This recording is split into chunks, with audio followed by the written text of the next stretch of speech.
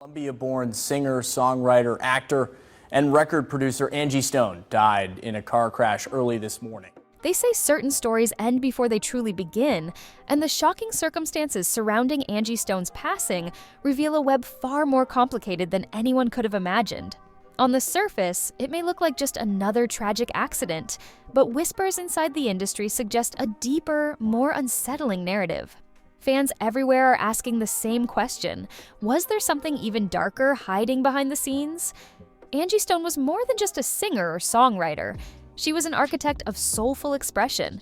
Yet, in the days leading up to her untimely accident, she was also a woman on a mission to fight for what she believed was rightfully hers. We start now with some breaking news. Grammy-nominated singer-songwriter Angie Stone has died in a car accident in Montgomery County.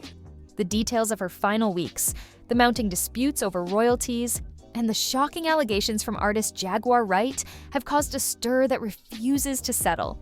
Today, we're diving headfirst into the captivating and sometimes haunting legacy of Angie Stone in hopes of uncovering the layers left unspoken. Before the headlines, chart-topping hits, or whispered controversies, there was a little girl named Angela Laverne Brown, later known as Angie Stone, growing up in Columbia, South Carolina. Her world revolved around two pillars: faith and family.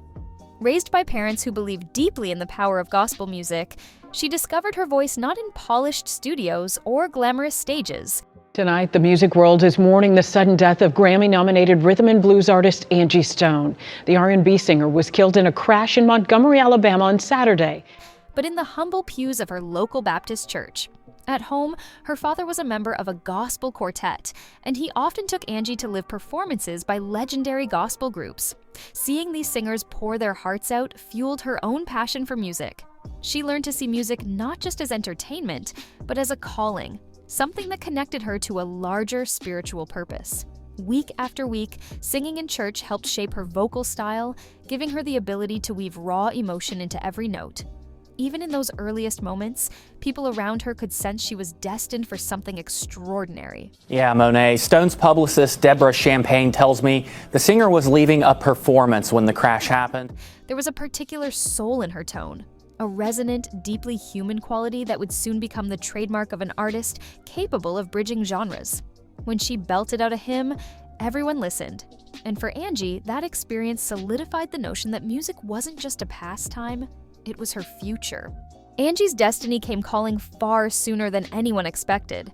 At the age of 16, she joined forces with Cheryl the Pearl Cook and Gwendolyn Blondie Chisholm to form The Sequence. For a trio of young black women to break into the early hip-hop scene was historic in itself. We're leaving Alabama after performing at the Mobile Area Mardi Gras Association Grand Marshals Ball last night when that collision occurred. They were trailblazers at a time when the genre was still finding its feet. Their single, Funk You Up, earned widespread attention, not just for its catchy hook, but because of how it helped pave the way for female artists in a predominantly male-driven arena. Despite the Sequence's success, their story quickly took on a bitter edge. Major stars sampled their music. Most notably, Dr. Dre referenced Funk You Up in his work, and it even influenced modern hits like Uptown Funk by Mark Ronson and Bruno Mars. Yet the Sequence, and particularly Angie, never received the credit or royalties they deserved. They ultimately pursued legal action, but the damage was done. We're told she was in a van that was heading back to Atlanta after a concert there in Alabama. The 63-year-old's career spanned decades, including hits. Early on, Angie Stone learned the harsh lesson that in the music industry, exploitation and financial injustice lurk around every corner. None of that deterred her, though. She moved on to work with Mantronix, blending hip-hop sensibilities with electro-funk before fronting the R&B group Vertical Hold. If you've ever swayed to Seems You're Much Too Busy, you've felt Angie's ability to slip seamlessly into different genres. The track's smooth, soulful vibe introduced her to an R&B audience already hungry for something new. Her voice was versatile, delicate when it needed to be, but always projecting an underlying warmth. Say that she was cool, calm, and collected, and she never forgot where she came from. Fans say they'll never forget how her music made them feel. Meanwhile, Angie was also carving a name for herself within the newly evolving neo-soul movement. Alongside contemporary icons like Erykah Badu, Jill Scott, and Lauryn Hill, she helped define a style that was lyrically introspective, melodically bold, and unapologetically rooted in Black culture. Even years later, artists from various genres credited her as a major inspiration. When people recognized the neo-soul sound, Angie Stone's name was never far behind. For every hit single or praise Angie received, there was an undercurrent of tension brewing in the background. She wasn't merely a performer, she was a multi-dimensional creative, lending her pen and production skills to help shape the careers of other artists. According to Champaign, the singer was supposed to meet her in Maryland today for a performance at the CIAA basketball tournament. One of her most important collaborations was with D'Angelo, whose iconic albums Brown Sugar and Voodoo benefited immensely from Angie's songwriting and vocal production. However, collaboration doesn't always translate into recognition. Word spread that D'Angelo didn't fully acknowledge the depth of Angie's contributions. In the public eye, he was the soulful wunderkind who revitalized R&B, while Angie, behind the curtain, was quietly shaping some of the songs that would become classics of their era. That disparity in credit was more than a professional slight. It was personal. She had just performed last night at the 2025 Grand Marshals Ball in Mobile. That's according to the Mobile area. Angie and D'Angelo had been romantically involved, and their relationship, by many accounts, became strained under the weight of unbalanced power dynamics and bruised egos. Another flashpoint was the Mary J. Blige controversy. Angie alleged that some of the work she did alongside D'Angelo ended up in Mary J. Blige's hands, specifically a song that had Angie's creative fingerprints all over it. Renamed Day to Paradise, it was released without Angie receiving her due acknowledgement. This pattern of being overshadowed by bigger names played out repeatedly, and to make matters worse, rumors circulated that other rising artists were encouraged to mirror Angie's vocal style and stage presence. Like No More Rain and I Wish I Didn't Miss You. Today, the Stone family released a statement saying in part, Angie loved all her fans. Far from the public eye, Angie faced a growing sense of betrayal.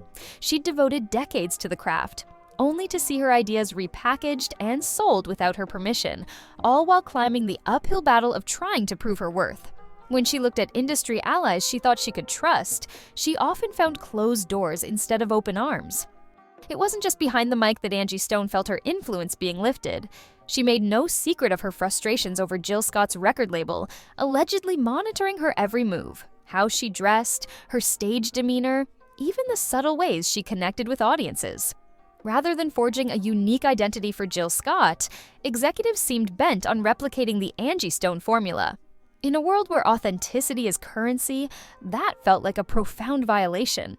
Then, there was the role that could have changed Angie's life forever, the lead in the #1 ladies' detective agency. Originally, the part was reportedly intended for Angie, who had long harbored an interest in acting. However, due to missteps by her management, the opportunity slipped right through her fingers and ended up in Jill Scott's hands instead. The sense of déjà vu was staggering. Once again, Angie watched as someone else enjoyed an opportunity that, by all rights, was supposed to be hers. Beneath all these frustrations was a management team that seemed either overwhelmed or apathetic. Roles, potential endorsements, future collaborations, all sorts of exciting prospects fell by the wayside. Angie had entrusted them with guiding her career to new heights, but all they seemed to provide was an endless string of botched deals and missed phone calls. Whether the fault was intentional or a matter of incompetence, the end result was the same. Doors were closing faster than Angie could walk through them. By the time Angie Stone reached her 50s, she was a seasoned veteran who had seen every angle of the music world, from the church stage to the top of the charts, and from early hip-hop stardom to quiet creative labor behind blockbuster albums. But one thing she couldn't ignore any longer was the financial injustice plaguing her career. She lived and died doing what she loved most, which was music. Funeral services are still being planned. She took to social media and made an explosive revelation. Her royalties and publishing rights had been mishandled for years. She pointed the finger at her former label, her management, and especially Universal Music Group, UMG, claiming that tens of thousands, if not millions of dollars worth of royalties had vanished into someone else's pockets. According to Angie, this wasn't just a minor bookkeeping error. It was a systemic effort to keep her from ever realizing the full fruits of her labor. She recounted how she'd spent years touring, recording albums, and raising children, always trusting the experts in her corner to look after the small details. Now she was discovering that the songs she'd poured her heart into were never properly registered or credited. Each new disclosure felt like a gut punch, an almost unbelievable betrayal by the very people paid to protect her interests. Angie didn't mince words. She told fans that, had her finances been handled lawfully, she would have been able to retire comfortably. Instead, she was forced to keep hustling to support her family. The bitterness in her voice was impossible to ignore as she described feeling robbed of both money and peace of mind. Despite the heartbreak, Angie publicly announced she was planning legal action. She was, at long last, done being silent. That's when life took a sudden and tragic turn. Shortly after going public with these revelations and initiating what promised to be a fiery legal showdown, Angie was involved in a car crash. It proved fatal for her, and her alone. The details quickly fueled rumors. Onlookers found it puzzling that in a crash severe enough to claim Angie's life, others walked away with minor injuries, or no injuries at all. Some began to wonder whether a deeper plot was in motion. To those who followed Jaguar Wright, her name is practically synonymous with jaw-dropping confessions about the music industry. And when Angie Stone's death hit the news, Jaguar lost no time in raising her own suspicions. Legendary R&B performer Angie Stone, raised in Colombia, has died at the age of 63. Born with a gift, she began singing gospel music at First Nazareth Baptist Church. She suggested Angie's passing was anything but accidental, claiming that powerful figures in the industry had motives for wanting Angie gone. In Jaguar's view, all the signs of foul play were plain to see. This wasn't the first time Jaguar Wright sounded an alarm about big-name artists or executives. She'd previously drawn connections between suspicious deaths of artists who challenged record labels and shady machinations by the same conglomerates controlling much of the music world. Her theory with Angie Stone was that Angie's outspoken attempt to reclaim her royalties had become too much of a threat. Powerful individuals don't like being challenged, especially when the sums involved are massive. Jaguar invoked other cautionary tales, like Aaron Carter, where younger talents found themselves at odds with the very people who had helped make them famous. The insinuation was that once artists outlive their usefulness or become liabilities by threatening to expose secrets, they're quietly disposed of. Whether you believe these claims or consider them conspiracy theories, there's no denying they tap into a long-standing narrative. The music industry's dark underbelly, where fortunes rise and fall at the whim of unseen puppet masters. For some fans, Jaguar's statements provided answers to the nagging question of why Angie was so outspoken shortly before her demise, and how she alone perished in that crash. Others found her allegations sensationalist or overblown. Yet the more one looks at the pattern of underpaid royalties, blacklisted artists, and sudden tragedies, the harder it becomes to dismiss such theories outright. True or not, they resonate because history tells us that powerful people have, time and time again, silenced those who threatened their profit margins. Angie Stone's life was a tapestry of triumph and heartbreak, of battles fought behind closed doors and breakthroughs celebrated under the spotlight. From her earliest days singing gospel in a small Baptist church to her pivotal role in defining neo-soul, she poured every ounce of her being into music. Before launching her career by forming the rap trio The Sequence at just 16 years old. She put Colombia on the map. She was a trailblazer for people who were in the music industry. Yet the controversies surrounding her final weeks raise unsettling questions that refuse to fade away. Fans are left wondering, could her legal crusade against the music industry's most influential forces have made her a target? Was it simply awful timing that she lost her life in a car accident right as her public fight was heating up? Or does Jaguar Wright's narrative have some truth to it? In a realm where finances and influence mingle in complex ways, and where some artists mysteriously vanish the moment they speak out, a simple coincidence feels far too convenient. Angie's story is a grim reminder that success is rarely as straightforward as we think. Music can uplift, but the business behind it has no shortage of potential betrayals. Even decades of hard-earned credibility couldn't shield Angie from exploitation. Still, her legacy as a pioneer of hip-hop, a core architect of neo-soul, and a fearless voice demanding recognition continues to reverberate across the industry she helped shape. Those who loved Angie's music and followed her journey are left with a stark choice.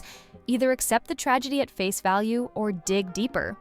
Perhaps that's the final gift she left us, an invitation to question the accepted narratives and shine a bright light on the hidden corners of an industry built on brilliance and backroom deals alike. Where the truth ultimately lies may never be definitively proven, but one thing is certain: Angie Stone's influence lives on in every soulful riff, every heartfelt lyric, and in the hearts of fans who refuse to let her story be forgotten. In the end, the unresolved nature of her passing does exactly what she might have wanted: keeps people asking questions and searching for answers. Because behind every chart-topping single, behind every enthralling performance, there is a story worth exploring. Angie Stone's life, and the questions that linger after her death, remind us that not every voice is honored while it can still speak. And sometimes the battle for justice only truly begins once the music stops playing.